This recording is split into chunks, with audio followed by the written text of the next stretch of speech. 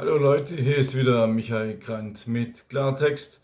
Heute zu dem Thema NATO ohne Chance, die neuen russischen Superwaffen, Teil 1, Marine und Luftwaffe. Ich habe dazu in russischen Quellen recherchiert und möchte euch das nicht vorenthalten. Während Russland ein Hightech-Arsenal aufbaut, das seinesgleichen sucht, entlarvt sich die Bundeswehr als sicherheitspolitischer Witz, als Peinlichkeit, die niemand mehr ernst nehmen kann. Die neuen russischen Superwaffen markieren einen Epochenbruch und werden die Kriege der Zukunft entscheiden. Während in Deutschland sicherheitspolitische Debatten häufig an Haushaltszahlen, moralischen Appellen oder Symbolpolitik hängen bleiben, läuft in der Russischen Föderation eine Entwicklung, die bewusst im Halbdunkel gehalten wird. Russland modernisiert sein Militär nicht nur, es schirmt zentrale Teile dieser Modernisierung gezielt ab. Was öffentlich bekannt wird, ist oft nur die Oberfläche eines weit tiefer gehenden Umbaus. Hinter verschlossenen Werktoren, Testgeländen und militärischen Sperrzonen entsteht ein Arsenal, das auf Überraschung, Unberechenbarkeit und technologische Asymmetrie setzt. Das Jahr 2026 markiert dabei keinen Neuanfang, sondern einen Kulminationspunkt. Zahlreiche Systeme, die jahrelang als Gerüchte, Leaks oder angeblich geplant galten, erreichen nun Einsatznähe. Entscheidend ist, viele dieser Programme werden bewusst nicht transparent kommuniziert. Ihre Leistungsdaten, Einsatzkonzepte und Stückzahlen bleiben geheim. Ein klassisches Element strategischer Abschreckung. Geheimhaltung als Doktrin. Was in westlichen Medien oft als Mangel an Transparenz kritisiert wird, ist in der russischen Militärplanung Teil der Doktrin. Unklarheit gilt als Waffe. Statt detaillierter Ankündigungen setzt Moskau auf selektive Signale, kurze Videoausschnitte, seltene Testmeldungen, fragmentarische Angaben. Diese Strategie zieht sich durch die gesamten Streitkräfte.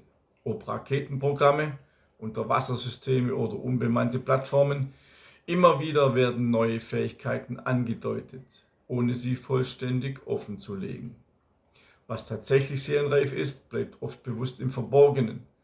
Aber ich habe einige Beispiele der neuen russischen Superwaffen für euch recherchiert. Ich beginne mit der Luftwaffe, die Su-75 Checkmate.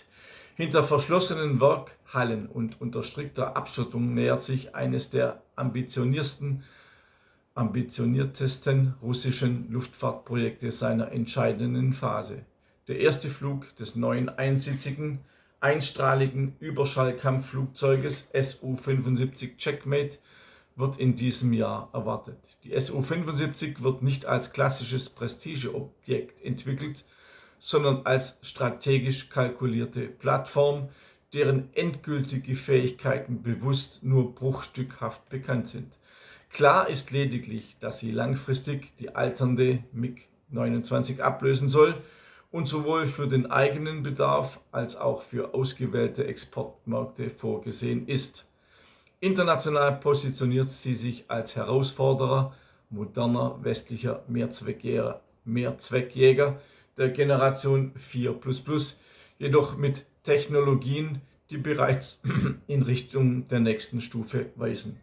Konzipiert ist die Su-75 für geringe Ortbarkeit, hohe Agilität und dauerhafte Überschallfähigkeit. Ihr Einsatzprofil bleibt ebenfalls bewusst offen. Luftüberlegenheit, präzise Angriffe und flexible Mehrrollenmissionen gehören gleichermaßen zum geplanten Spektrum. Auffällig ist dabei, dass Russland mit der Su-75 erstmals seit der Sowjetzeit wieder auf einen einmotorigen Jetjäger setzt.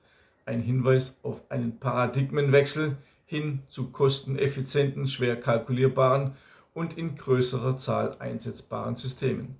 Flugzeuge dieser Klasse, einst verkörpert durch Muster wie MiG-21 oder MiG-23, bildeten jahrzehntelang das Rückgrat sowjetischer Frontverbände.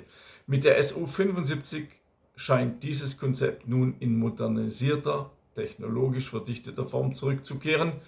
Was davon letztendlich offengelegt wird und was bewusst im Verborgenen bleibt, dürfte Teil jener strategischen Ungewissheit sein, die ich bereits angesprochen habe. Bei der Marine gibt es das Atom-U-Boot Chaborowsk.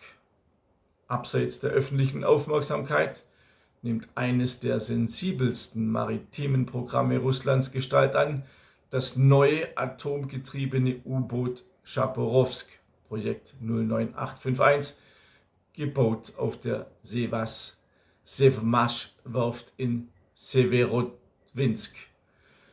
Es soll auch noch dieses Jahr in die Phase der Seeerprobung eintreten. Offizielle Informationen darüber sind spärlich, ein Umstand, der der strategischen Rolle dieses Bootes entspricht.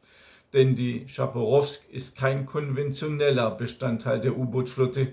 Sie ist von Beginn an als zentrale Trägerplattform für eine neue Generation strategischer Unterwassersysteme konzipiert. Im Mittelpunkt steht dabei das bereits getestete atomgetriebene unbemannte Unterwasserfahrzeug Poseidon, eine Waffe, die bewusst außerhalb klassischer Kategorien operiert, während bislang das Spezial-U-Boot Belgorod für Erprobungen herangezogen wurde, ist die Chaborowsk als dauerhafter operativer Hauptträger dieses Systems vorgesehen. Im Bug des Bootes sollen mehrere spezielle Startvorrichtungen integriert sein, die den verdeckten Einsatz der Poseidon-Systeme ermöglichen. Ergänzend bleibt die Chaborowsk mit konventionellen Torpedos zur Selbstverteidigung bewaffnet. Doch ihre eigentliche Bedeutung liegt nicht im klassischen U-Boot-Gefechtsbild, sondern in der strategischen Abschreckung aus der Tiefe. Technologisch greift das Projekt auf bewährte Entwicklungen der Boreal-Klasse zurück, jener U-Boot-Generation, die bereits das Rückgrat der russischen seegestützten Nuklearstreitkräfte bildet. Diese konstruktive Nähe soll Risiken minimieren und eine zügige Einführung ermöglichen. Zugleich aber wird das bekannte Design mit neuartigen Systemen kombiniert. Mit der Chaborowsk entsteht damit kein weiteres U-Boot im klassischen Sinn, sondern eine schwer kalkulierbare Plattform, die bestehende Abschreckungskonzepte erweitert und maritime Sicherheitsannahmen grundlegend infrage stellt. Eine weitere russische Superwaffe, auch von der Marine, die Zirkon-Rakete und die Jason-M-Flotte. Im maritimen Bereich treibt Russland den Ausbau seiner Hyperschallfähigkeiten gezielt voran. Ein zentrales Element dabei ist die Rakete Zirkon, deren Einsatzreife inzwischen als gesichert gilt. Nach bisherigen Erfahrungen soll die Serienfertigung dieses Waffensystems in den kommenden Jahren deutlich ausgeweitet werden. Parallel dazu laufen bereits Programme zur technischen Weiterentwicklung. Eine Schlüsselrolle übernimmt dabei ein neues Atom-U-Boot der Jason-M-Klasse. Das Boot mit der Kennung K572 Perm, das sich derzeit noch in der Erprobungsphase befindet, ist für die Aufnahme der Zirkon-Bewaffnung vorgesehen und soll voraussichtlich noch dieses Jahr aktiv in den Dienst der russischen Marine treten. Damit entsteht erstmals eine einsatzfähige Unterwasserplattform, von der aus Zirkon-Raketen gestartet werden können. Diese Fähigkeit markiert einen qualitativen Sprung. Der Start von Hyperschallwaffen aus getauchtem Zustand erweitert den operativen Handlungsspielraum erheblich und erschwert gegnerische Abwehr- und Frühwarnmaßnahmen. Entsprechend sollen künftig alle neu entstehenden Einheiten der Jason-M-Reihe mit diesem Waffentyp ausgestattet werden. Es gibt auch, oder es ist in Planung, ebenfalls in der Marine, ein atomgetriebener Lenkwaffenkreuzer. Der modernisierte atomgetriebene Raketenkreuzer Admiral Nachimov steht vor einer entscheidenden Phase seiner Reaktivierung. Im Verlauf des Jahres 2026 sollen die laufenden Seeerprobungen weitergeführt und möglicherweise abgeschlossen werden. Dabei wird erwartet, dass das Schiff seine neu integrierten Waffensysteme unter realistischen Bedingungen demonstriert, darunter auch die Fähigkeit zum Einsatz moderner Hyperschallflugkörper des Typs Zirkon. Mit dem Abschluss der Erprobung und der anschließenden Indienststellung würde die Admiral Nachimov eine zentrale Rolle innerhalb der russischen Überwasserflotte übernehmen.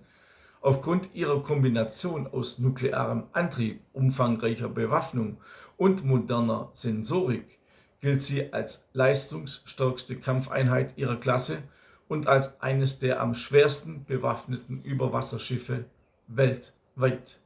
Damit markiert ihre Rückkehr einen bedeutenden Schritt bei der Wiederherstellung russischer Hochseefähigkeiten. Im nächsten Video kläre ich euch auf über die neuen Superwaffen der Russen, strategische Angriffs- und Verteidigungssysteme. Warum braucht man diese Waffen überhaupt? Ja klar, weil Russland mit der Ukraine im Krieg ist. Alles dazu, die Hintergründe dazu, habe ich geschrieben in meiner Publikation Schlachtfeld Ukraine, Angriffs- oder Präventivkrieg. Hier wird zum ersten Mal von einem deutschen Journalisten beide Seiten gesehen. Die ukrainische und die russische, also nicht nur NATO-Propaganda. Ihr könnt diese Broschüre kostenlos erhalten bei info@konservative.de.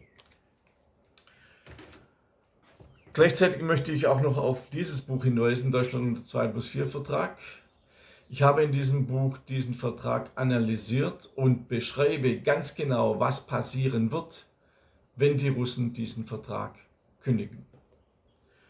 Wenn ihr meinen kostenlosen Newsletter auf www.michaelgrant.de abonnieren wollt, erhaltet ihr ab sofort eine kostenlose PDF, Mein letzter Kampf, zum Herunterladen. Adolf Hitlers Tod aus seiner Sicht in Ich-Form, die ich exklusiv für euch verfasst habe. Ich möchte auch noch auf mein neues Buch Deutschland muss vernichtet werden hinweisen. Völkermord, Vertreibung und Zersetzung des deutschen Volkes 1914 bis heute. In diesem Buch sind alle Massaker an unserem Volk dokumentiert. Ihr seht, es ist ein Riesenwälzer. Leider, weil ich brauchte diesen Platz, um alle Massaker aufzuführen. Es ist ein Andenken an unsere Großväter, an unsere Toten, nicht immer die anderen. Jetzt sind wir dran. Jetzt sind wir dran. Dieses Buch ist ein Denkmal in literarischer Form. Wenn ihr daran teilhaben wollt, dann bitte kauft euch dieses Buch. Empfehlt mich und dieses Buch auch weiter, weil es ist einfach wichtig. Es ist das erste Buch, das unsere Toten in den Mittelpunkt stellt. Ich wünsche euch alles Gute, bis zum nächsten Mal, euer Michael Grant.